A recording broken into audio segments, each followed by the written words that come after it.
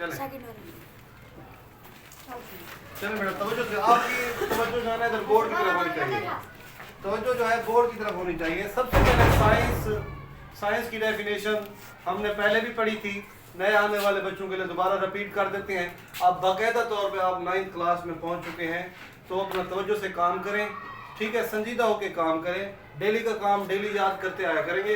2 दिन के बाद जब आपका वो काम मुकम्मल हो जाए, तीसरे दिन मैं उसका आपको टेस्ट ले लिया करूँगा, उसके डेली के सवाल भी बनवा दिया करूँगा कि कौन से टॉपिक में से कौन से सवाल बन रहे हैं आपकी मदद के लिए, कौन से MCQ, short question, long question बन रहे हैं, वो भी आपको गाइड कर दिया करूँगा। इसमें सबसे पहले साइंस की तारीफ, जो छोटी क्लासेस थी उसमें तो आप पढ़ते आए हो कि मुशाहदात और तजर्बात से हासिल होने वाला इल्म क्या कहलाता है? साइंस कहलाता है। मुशाहदात और तजर्बात से हासिल होने वाला इल्म साइंस कहलाता है। मुशाहदा किसे कहते हैं?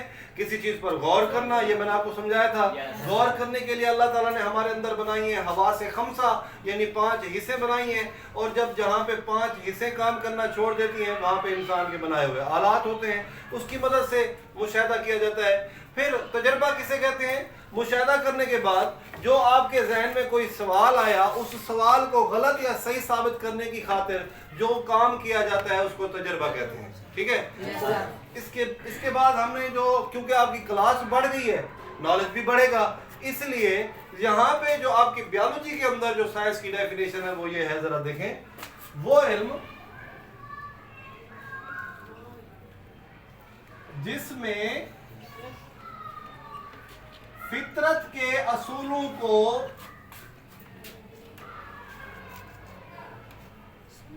समझने के लिए मुशाहिदात किए जाते हैं और तजर्बात किए जाते हैं।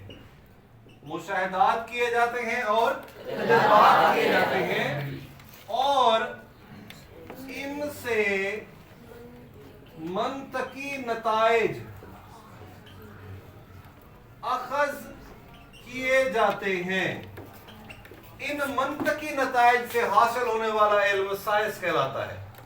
मैंने आपको पहले भी बताया था, अब दोबारा इस बात को रिपीट कर रहा हूं कि जब आप किसी डेफिनेशन को पढ़ते हैं, समझते हैं, याद करते हैं, उसको हिस्सों में तकसीम कर दिया करो।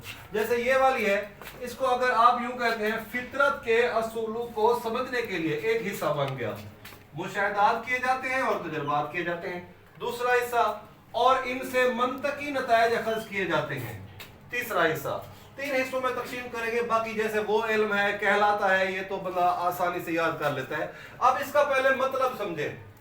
फितरत के असूलों को समझने के लिए, फितरत किसे कहते हैं? कुदरत, दुनिया, जहान, कि ये दुनिया अल्लाह ने क्यों बनाई है, किन असूलों के तहत बनाई है, इसका मकसद क्या है। इस लाइन का क्या मतलब है कि फितरत के असूलों को समझने के लिए कि अल्लाह ताला ने ये दुनिया क्यों बनाई है, किस मकसद के तहत बनाई है, इसको कहते हैं फितरत के असूलों को समझने के लिए, कि अल्लाह ने हमें क्यों पैदा किया है, इस दुनिया को क्यों पैदा किया है, ये कायनात क्यों बनाई है, उसको समझने के लिए मुशाहिदात किए जाते हैं। मतलब उसके ऊपर गौर किया जाता है। मुशाहिदात करने के बाद उसके तजर्बात किए जाते हैं। गौर करने के बाद उसके ऊपर अमली काम किया जाता है कि वाकई मुशाहिदा सही है कि गलत है, और फिर इनसे मंतकी नताइज अखज़ किए जाते हैं। मंतकी नताइज ऐसी बातें जो सच लगे, सच्ची बातें, ऐसी बातें जिनमें लॉजिक हो, ऐसी बातें जिनमें वजन हो, जो हमें सही लगती हो, उसे कहते हैं मंतकी नताइज। अखज़ किए जाते हैं, निकाले जाते हैं। अखज़ किए जाते हैं, किसे कहते हैं? निकाले जाते हैं। इन मंतकी नताइज से हासिल होने वाला इल्म क्या कहलाता है? साइंस कहलाता है। समझ आ गया? वो इल्म, दोबारा सुने, वो इल्म जिसमें फितरत के असूलों को समझने के लिए क्या किए जाते हैं? मुशाहिदात किए जाते हैं और तजर्बात किए जाते हैं, और इनसे मंतकी नताइज अखज़ किए जाते हैं। मंतकी नताइज किसे कहते हैं? सच्ची बातें अखज़ करना, निकालना। समझ आ गया कि फितरत के असूलों को समझने के लिए कि अल्लाह ने ये दुनिया क्यों बनाई है, किस मकसद के तहत बनाई है, क्या मकसद था इसको बनाने की, क्या जरूरत पेश आई। समझ आ गई है? सबको क्लियर है? आप पहले ये पढ़ चुके हो, इसका टेस्ट भी दे चुके हो। आगे है, अगला सवाल है हमारा, साइंस को मुख्तलिफ शाखों में तकसीम क्यों किया गया? साइंस को मुख्तलिफ शाखों में तकसीम क्यों किया गया?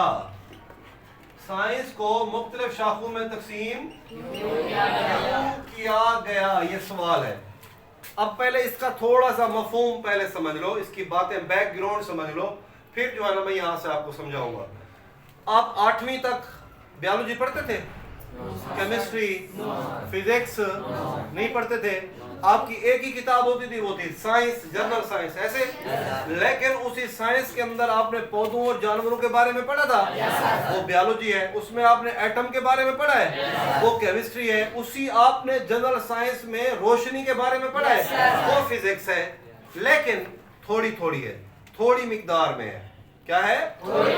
जैसे आप बड़ी क्लास में गए तो उसको बढ़ाना पड़ा, इल्म को बढ़ाना पड़ा, इसलिए आपकी बायोलॉजी का अलहदा सब्जेक्ट बन गया, केमिस्ट्री का आपका अलहदा सब्जेक्ट बन गया, फिजिक्स का अलहदा सब्जेक्ट बन गया, दूसरे साइंसी मज़ामीन अलहदा हो गए, क्योंकि इल्म बढ़ गया।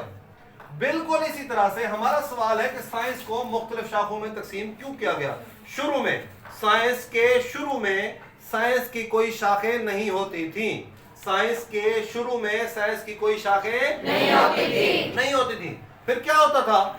तमाम साइंसी मज़ामीन एक ही उन्वान के तहत पढ़े जाते थे, और वो उन्वान था साइंस। क्या मतलब है इसका? इसका मतलब ये है कि तमाम साइंसी मज़ामीन, चाहे बायोलॉजी थे, चाहे केमिस्ट्री है, चाहे फिजिक्स है, चाहे मैथमेटिक्स है, चाहे इकोनॉमिक्स है, चाहे बायोजियोग्राफी है, कोई भी साइंस का सब्जेक्ट है, उनकी अलहदा से किताब नहीं होती थी। किताब का नाम होता था साइंस। किताब का नाम क्या होता था? साइंस होता था। लेकिन उस किताब के अंदर तमाम साइंसी मज़ामीन थोड़ी थोड़ी मिकदार में मौजूद थे। जैसे आप 8वीं में पढ़ के आए हो, जैसे आपने 8वीं की क्लास में पढ़ा है, उसके अंदर भी आपने साइंस के बारे में पढ़ा है, लेकिन उस साइंस में थोड़ी थोड़ी मिकदार में बायोकेमिस्ट्री, फिजिक्स वगैरह मौजूद है। इसी तरह से पहले साइंस का इल्म महदूद था, थोड़ा था, कम था, इसलिए कोई उसकी शाखें नहीं बनाई गई थी। तमाम साइंसी मज़ामीन को एक ही उन्वान के तहत पढ़ा जाता था, और वो जो उन्वान था उसका नाम क्या था बेटा? साइंस। उसका नाम क्या था? साइंस। लेकिन वक्त गुजरने के साथ साथ नई नई इजादात हुई। वक्त गुजरने के साथ साइंस ने बहुत ज्यादा तरक्की की, नई नई चीजें बनना शुरू हो गई, नया नया इल्म आना शुरू हो गया, और साइंस का इल्म कई गुना बढ़ गया। साइंस का इल्म क्या हो गया? कई गुना बढ़ गया। इसलिए उसे मुख्तलिफ शाखों में, जैसे बायोलॉजी, केमिस्ट्री, फिजिक्स वगैरह में तकसीम कर दिया गया। ये सवाल समझ आ गया? किस किस को समझ आ गया? रिपीट कर दूं? दूसरी 2-3 दफा रिपीट करता हूं, तवज्जो से सुनेंगे। साइंस का इल्म महदूद था। शुरू में साइंस का इल्म महदूद था। महदूद किसे कहते हैं? महदूद कहते हैं कम था, थोड़ा था। ठीक है, थोड़ा था, लिमिटेड था। शुरू में साइंस का इल्म थोड़ा था। तमाम साइंसी मज़ामीन को एक ही उन्वान किसे कहते हैं? किताब का नाम। उन्वान किसे कहते हैं? तमाम साइंसी मज़ामीन, मजमून की जमा होता है साइंसी मज़ामीन। तमाम साइंसी मजमून जो थे वो एक ही उन्वान के तहत पढ़े जाते थे, यानी उनकी किताब का नाम क्या होता था? साइंस। वो उन्वान क्या होता था? साइंस। लेकिन वक्त गुजरने के साथ साथ साइंस ने बहुत ज्यादा तरक्की की, नई नई इजादात हुई। इजादात कहते हैं नई चीजों का बनना। जब नई चीजें बनी तो उसका इल्म भी तो बना। नई नई इजादात हुई, जब नई नई इजादात हुई तो साइंस का इल्म कई गुना बढ़ गया। साइंस का इल्म कई गुना साइंस का इल्म कई गुना बढ़ गया, बहुत ज्यादा बढ़ गया। इसलिए उसको शाखों में तकसीम करना पड़ा। इसलिए उसको किस में तकसीम करना पड़ा? इसलिए उससे मुख्तलिफ शाखें जैसे बायोलॉजी, केमिस्ट्री और फिजिक्स वगैरह बनाई गई। आगे समझ क्लियर है? रिपीट कर दूं एक दफा और। शुरू साइंस को क्यों शाखों में तकसीम किया गया? کیونکہ شروع میں سائنس کا علم کیا تھا؟ محدود تھا۔ محدود کسے کہتے ہیں؟ کم کا۔ تمام سائنسی مضامین کو ایک ہی عنوان کے تحت پڑھا جاتا تھا۔ عنوان کسے کہتے ہیں؟ ٹائٹل، کتاب کا نام، ٹھیک ہے، اور وہ عنوان کیا تھا؟ سائنس۔ لیکن وقت گزرنے کے ساتھ سائنس نے بہت زیادہ ترقی کی۔ جب سائنس نے بہت زیادہ ترقی کی، اس لیے سائنس کو مختلف شاخوں میں تقسیم کر دیا گیا، جیسے بیالوجی، کیمسٹری، فزکس وغیرہ۔ سب کو ذہن میں آ گیا؟ یہ سائنس کی تعریف اور سائنس کو مختلف شاخوں میں تقسیم کیا گیا، یہ کس کس کو یاد ہو گیا ہے؟ دونوں تعریفیں سب کو یاد ہو گیا ہے؟ پکی بات ہے؟ بے شک میں سن لوں، چلو میں سنتا ہوں تھوڑی دیر تک۔ آخر میں ایک لائن ہے، صرف ایک لائن، وہ پڑھنے، وہ ہے ڈاکٹر عبدالسلام کا قول۔ ڈاکٹر عبدالسلام کا قول۔ پہلے تو ڈاکٹر عبدالسلام تھے کون؟ یہ پاکستان کے بہت بڑے سائنسدان گزرے ہیں۔ انہوں نے جو ہے نیوکلیئر فزکس میں، جس سے ایٹم بم وغیرہ بنتے ہیں، اس کے اندر نوبل پرائز حاصل کیا تھا۔ نوبل پرائز کیا ہوتا ہے؟ سائنس کی اور آرٹس کی دنیا کا بہت بڑا انعام ہوتا ہے۔ جیسے ہمارا فوجی انعام نشان حیدر ہے، ایسے ہی سائنس کی دنیا میں یا آرٹس کی دنیا میں کوئی بہت بڑا کارنامہ اگر سر انجام دیتا ہے تو اس کو انعام سے نوازا جاتا ہے، اس کا نام ہے نوبل پرائز۔ تو یہ نوبل پرائز یافتہ سائنسدان تھے۔ خیر ہمارا اس بات سے کوئی تعلق نہیں ہے، ہمارا تعلق، انہوں نے آپ کی کتاب میں ایک قول لکھا ہے، اس کے بارے میں انہوں نے کیا کہا ہے کہ سائنسی علم تمام انسانیت کا مشترکہ اثاثہ ہے۔ سائنسی علم تمام انسانیت کا مشترکہ اثاثہ ہے۔ اثاثہ کسے کہتے ہیں؟ جائیداد، میراث، وراثت، پراپرٹی، مشترکہ، سب کا ملک ہے، ٹھیک ہے۔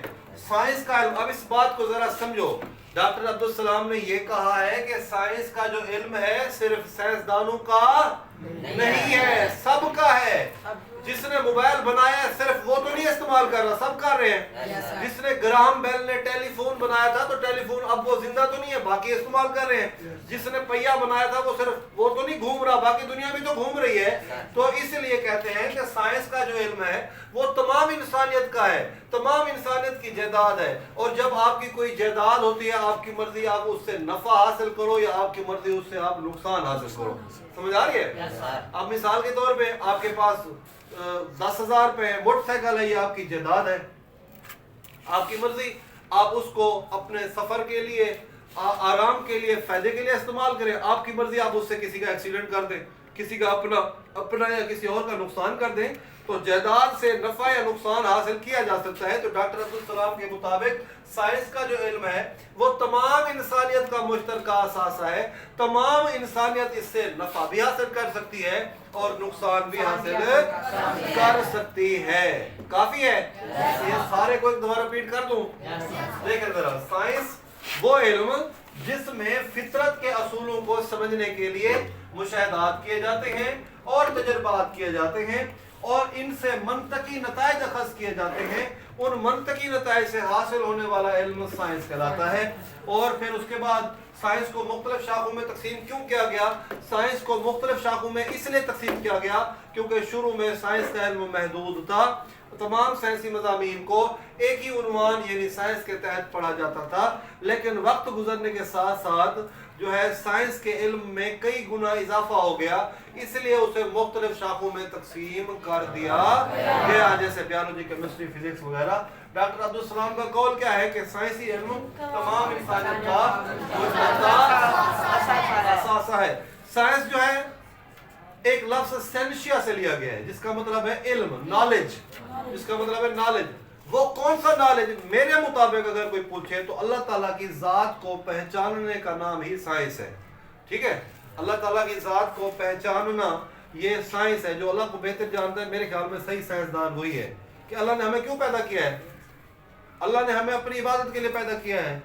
جب ہم اپنی عبادت کرتے ہیں، اللہ کی عبادت کرتے ہیں تو ہمیں سکون ملتا ہے۔ اور آپ پڑھتے کس لیے ہو؟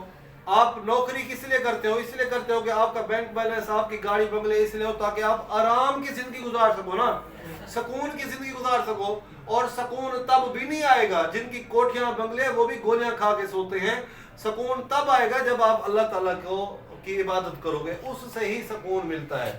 ساری زندگی گزارنے کے بعد پتہ چلتا ہے کہ ہمیں اللہ نے اس لیے پیدا کیا تھا کہ تم دنیا میں آؤ، وہاں پہ فتنہ نہ پھیلاؤ، اچھے کام کرو.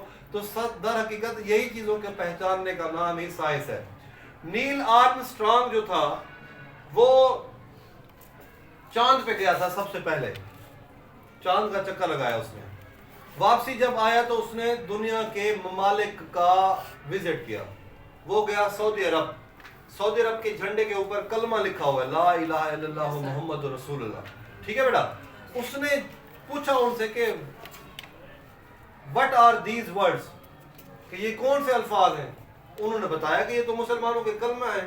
تو اس نے کہا کہ I have seen these words on the moon, میں نے چاند کے اوپر یہ الفاظ دیکھے. پھر وہ مسلمان ہو گیا تھا. مسلمان ہونے کے بعد اس کی بات سن کے بے شمار لوگ مسلمان ہوئے تھے، لیکن جو امریکی سائنسدان تھا وہ اس نے ان کو جو ہے وہ روپوش کر دیا، پتہ نہیں مروا دیا، پتہ نہیں کہاں چھپا لیا. اس کے بعد پھر دوبارہ وہ باہر نہیں آیا، کیونکہ اس کی اس بات سے بہت سے لوگ اسلام لا رہے تھے، اسلام قبول کر رہے تھے. آئی سمجھ؟ تو در حقیقت اللہ تعالیٰ ہمیں مختلف طریقوں سے اپنی ذات کے بارے میں بتاتا رہتا ہے. آئی سمجھ؟ تو ایک دفعہ میں کہیں بتانا نہیں چاہیے کہ ہم بڑے متقی پرہیزگار ہیں، اعتکاف میں بیٹھا تھا تو بادلوں سے جو ہے نا محمد لکھا ہوا میں نے خود دیکھا ہے، خود اپنی آنکھوں سے دیکھا ہے. اس کے علاوہ ہم ایک دفعہ کہیں سے گھوم کے آ رہے تھے، فورٹ ونڈو والی سائڈ سے واپس آئے ہیں تو یہ شاہ جمال والی سائڈ پہ وہاں پہ ہم نے اچانک ہماری نظر گئی ہے تو آسمان پہ وہاں پہ بھی محمد لکھا ہوا ہم نے دیکھا ہے. آئی سمجھ؟ اور بائی چانس اگر آپ لوگ کر کے دیکھو، اچھے کام کرو تو آپ کو قدرتی طور پہ ایک سکون محسوس ہوگا. سمجھ آ گئے؟ نعت سنتے ہو آپ موبائل پہ، کوئی تقریر سنتے ہو، آپ کو نیند آ جاتی ہے. جب آپ کوئی فلم دیکھتے ہو آدھی رات تک آپ دیکھتے رہو، آپ کو نیند نہیں آتی. وجہ کیا ہے کہ ایک پھولوں کی سیج ہے، ایک کانٹوں کی سیج ہے. کانٹوں کے اوپر کس کو نیند آئے گی؟ پھولوں کے اوپر تو جس کو سکون ملے گا اس کو تو نیند آئے گی نا. مطلب آپ کو سکون مل رہا ہے تو آپ کو نیند آ رہی ہے. جس طرف بے سکونی ہے آپ کو اس طرف نیند نہیں آ رہی. تو در حقیقت اللہ تعالیٰ کی ذات کو پہچاننے کا نام ہی سائنس ہوتا ہے. سمجھ آ گئے بیٹا؟ چلو ٹھیک.